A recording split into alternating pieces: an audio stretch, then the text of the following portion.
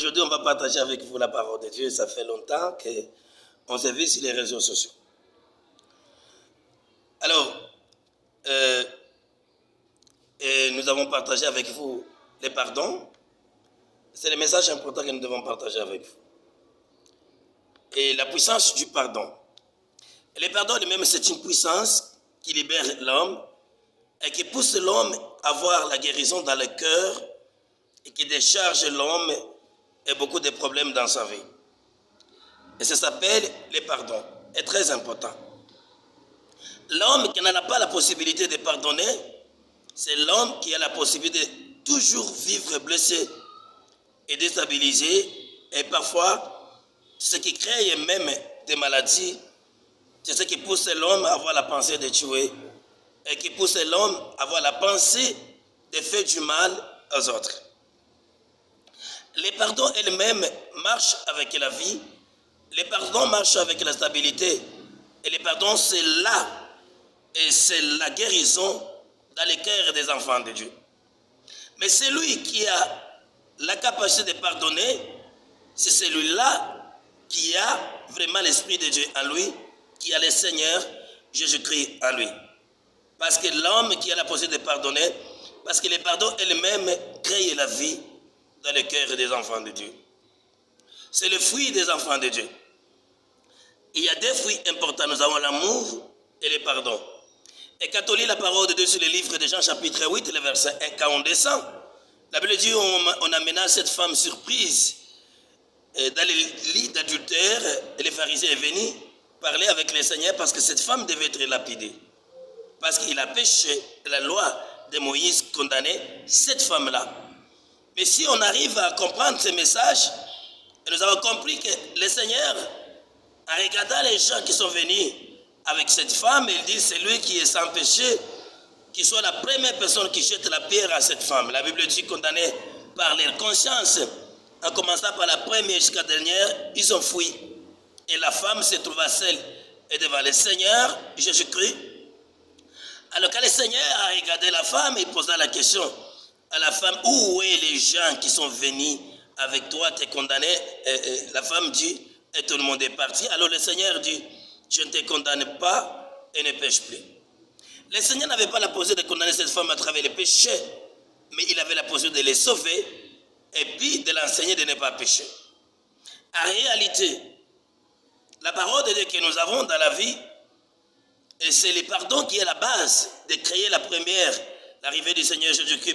La Bible dit, Jean 3,16, car Dieu a tant aimé le monde qu'il a donné son Fils unique afin que quiconque croit à lui ne périsse point, mais qu'il ait la vie éternelle. En d'autres termes, et Dieu lui-même avait cette pardon à lui, avec le monde perdu, avec les gens qui vivaient dans les péchés, mais il a décidé que ces gens-là soient non seulement condamnés, mais soient sauvés à travers le péché. Et son Fils, il est venu, il y a un Dieu qui s'est fait chair, comme on lit dans la parole de Dieu à travers les livres de Jean chapitre 1, le verset. Quand on descend, on sait tout simplement que la parole qui a créé toutes choses là, il s'est fait chair pour descendre et sauver ses peuples et ses enfants. Alors, il y a beaucoup de gens qui vivent la vie, l'ancienne vie, qui vit dans les passés. Elle vit dans la vie de la haine.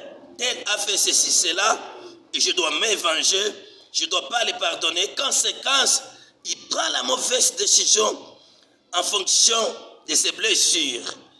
Et la conséquence, il est complètement affaibli et ne peut pas avancer dans la vie parce qu'il ne voulait pas se débarrasser avec cet bagage qu'on appelle les blessures. C'est lui qui prétend la décision, qui décide de se débarrasser avec des blessures. Le seul moyen pour se débarrasser avec les blessures, c'est accepter de pardonner avec les gens qui vous ont blessé. Le seul moyen de vivre avec la paix avec tout le monde, c'est essayer de pardonner à tous les gens qui ont commis des péchés en toi. Et non seulement tu as la possibilité de pardonner, mais tu as la possibilité aussi de demander pardon quand vous avez blessé les autres. Parce qu'il y a les gens qui créent les ennemis autour de lui. Parce qu'à lui, il ne pense jamais à arranger avec les autres. Il pense que c'est venger. Conséquence, quand tu sèmes la haine dans les cœurs de beaucoup de gens, alors tu vas s'aimer beaucoup des ennemis autour de toi. À plus tard, c'est les mêmes ennemis qui seront à la base de créer l'insécurité autour de vous. Il y a même les gens qui font les affaires. Ils gagnent ensemble. Et pour les partager, ils ne voulaient pas partager la même chose avec les autres. Ils voulaient tout gagner seuls. Parce qu'à lui, le cœur d'amour n'est pas là. C'est lui qui n'a pas le vrai amour dans son cœur. Il ne trouvait pas la place de pardonner aux autres. Bien aimé, il y a les gens qui se suscitent par-ci par-là dans le monde. Parce qu'il ne voulait pas telle vie, parce qu'il a fait ceci, cela. Il vit toujours dans l'histoire, dans le passé. Il ne voulait pas se débarrasser avec les blessures, avec les échecs et avec les gens qui ont fait du mal. Et conséquence, il se fabrique même bandits. Il y a les autres qui sont en prison parce qu'ils ont besoin de se venger. Il y a des fruits importants qui viennent vraiment. Celui qui a des mauvais esprits à lui, celui qui a les semences sataniques à lui, des choses importantes. À lui, il y a la haine. À lui, il y a la vengeance. Il voulait toujours se venger avec celui qui a fait du mal à lui. Il voulait toujours trouver la solution dans les sangs. Il voulait toujours trouver la solution dans la haine. Ça, ce n'est pas la position des enfants de Dieu. C'est lui qui croit le Seigneur Jésus-Christ comme Seigneur et Sauveur. À lui, il doit avoir le cœur de pardonner. Parce que les pardonnant seulement, tu vas créer la paix à la personne que tu pardonnes. Et toi-même, tu vas dégager les blessures qui se trouvent dans votre cœur. Tu vas se retrouver encore un homme nouveau, un homme différent, un homme qui aspire de vivre la vie avec tout le monde, qui aspire de vivre la vie avec tout le monde, avec la paix avec tout le monde.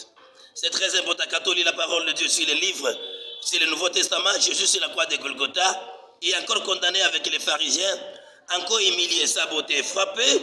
Au lieu de maudire les gens qui ont fait du mal, il dit, Seigneur, pardonnez-les, parce qu'ils ne savaient pas ce qu'ils font. Ce qui fait qu'à lui, il y avait le cœur de pardon. Le pardon elle-même transmet la vie. Le pardon elle-même transmet la paix. Le pardon elle-même guérit des blessures. Le pardon elle-même pousse à l'homme d'aspirer à vivre encore une autre vie devant lui. Voilà. Donc il est très, très, très, très important de pardonner. Très important de pardonner. Surtout si nous sommes les chrétiens.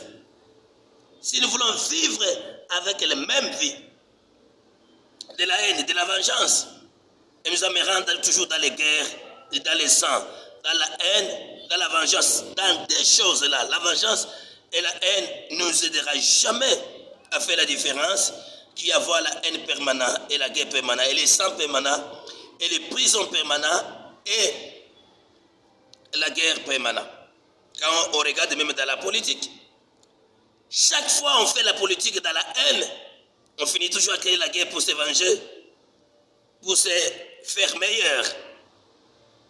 L'amour crée toujours les résultats positifs. Et le pardon crée toujours la stabilité. Le pardon pousse toujours l'homme à espérer de vivre encore. Le pardon arrange autour des amis, autour de toi pour être un homme encore qui vit, qui rigole avec les autres.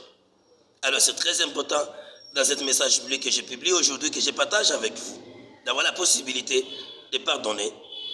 Et c'est très important. Merci beaucoup, que Dieu vous bénisse.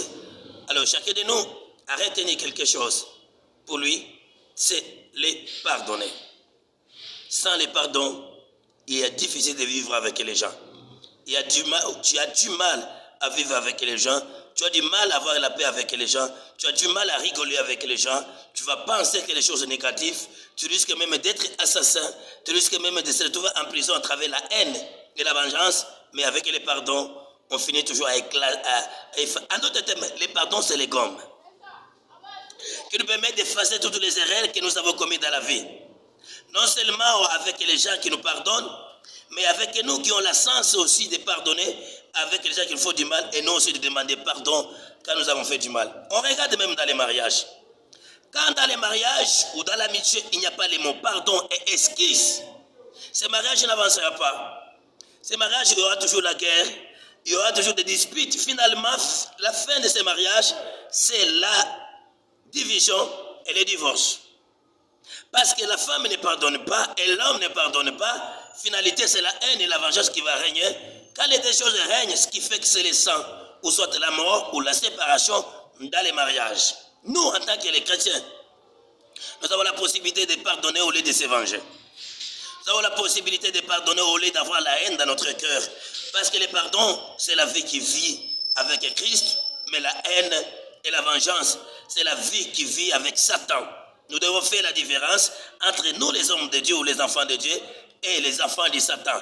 Les enfants de Satan elles-mêmes se tuer, égorger, se venger, haïr. Mais les enfants de Dieu, c'est aimer. Et les enfants de Dieu, c'est pardonner et avoir le vrai amour. Voilà ce qui va nous caractériser, ce qui doit nous caractériser dans notre vie. Merci beaucoup, que le Seigneur Jésus-Christ vous bénisse.